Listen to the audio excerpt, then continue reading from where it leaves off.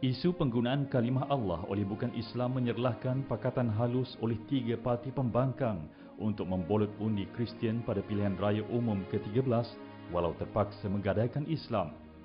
Lebih buruk, ia juga ke arah memperkenalkan liberalisme dan pluralisme dalam agama, yakni menurunkan taraf Islam dengan agama-agama lain.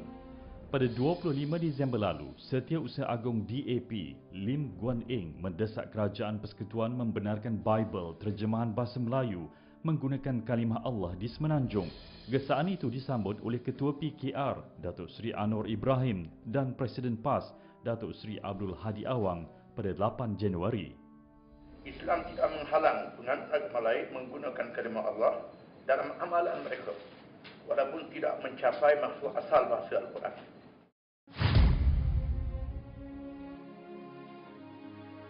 Ketetapan itu diambil kerana Pakatan Rakyat mahu mendapatkan sokongan pengundi Kristian. Lebih 40% pengundi di Sarawak adalah Kristian dan 30% lagi di Sabah, manakala peratus pengundi Kristian di Semenanjung adalah kira-kira 5%. Justru PKR tergesa-gesa mengeluarkan kenyataan bahawa bukan Islam tidak boleh dilarang menggunakan kalimah Allah.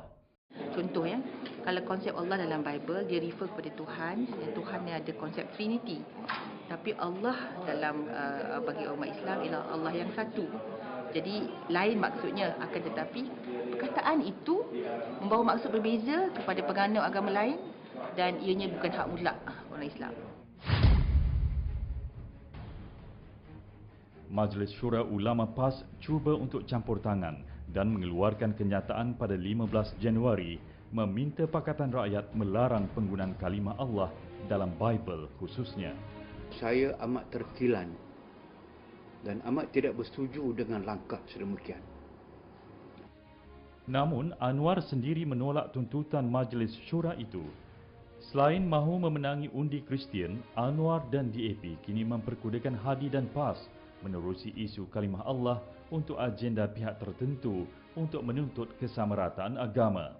Sedar atau tidak, mereka menggunakan pendirian PAS yang tidak mahu mengaku perlembagaan negara itu berpaksikan Islam untuk menuntut kalimah Allah digunakan sebagai terjemahan perkataan Tuhan, God dan Lord.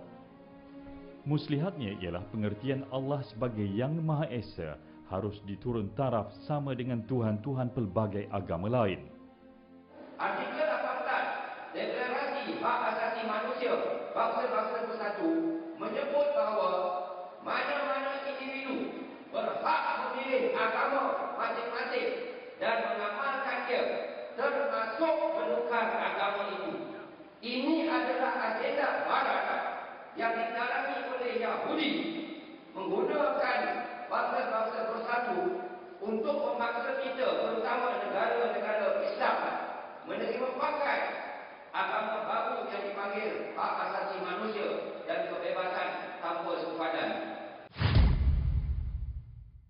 Ini adalah asas pemikiran liberalisme bahawa itu adalah satu hak setiap warga Malaysia.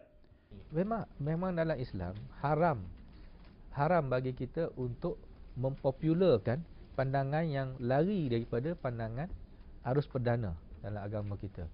Kita itu termasuk dalam kita menggalakkan yang kemungkaran, sebab pandangan yang lari daripada yang menyimpang adalah suatu bentuk kemungkaran.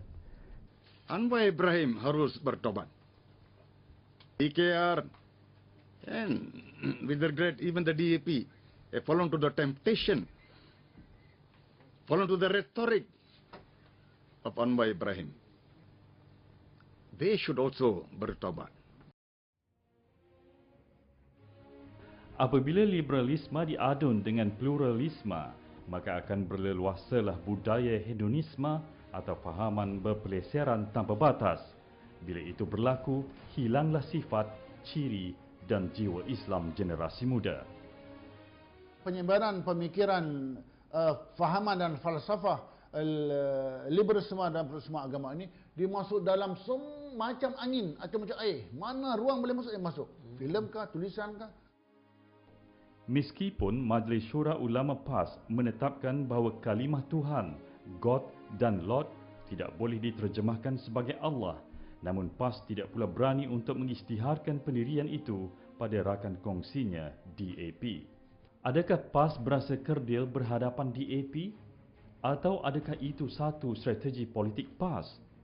Jika benar demikian, apa manfaat strategi ini jika sekalipun Pakatan Rakyat menang, Islam dapat dicabut dari perlembagaan negara? Janganlah jadi Pak Kadok, ayam sabungnya menang, tapi kampung tergadai. Demi mahu menang pilihan raya, PAS sanggup menggadaikan Islam. Kalau ada orang PAS yang masih mengkafirkan orang UMNO, saya rasa sebagai dengan nilai yang baik, beliau patut kata benda ni salah faham. Ataupun beliau kata saya tarik balik.